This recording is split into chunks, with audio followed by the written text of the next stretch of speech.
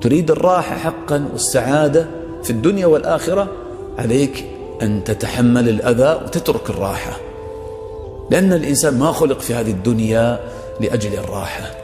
لقد خلقنا الإنسان في كبد، في تعب ومشقة، هذه طبيعة الدنيا.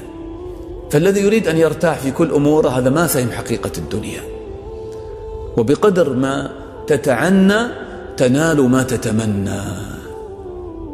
والذين جاهدوا فينا لنهدينهم سبلنا. ما تأتي الهداية بالراحة، ما تنال الجنة بالراحة.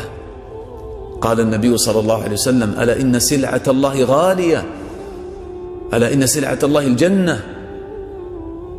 إذن السلعة غالية تحتاج إلى بذل. ولهذا قال قبل هذه الجملة: من خاف أدلج ومن أدلج بلغ المنزل. المسافر إذا خاف أن لا يصل إلى منزله يسير في الليل والنهار، يواصل السير.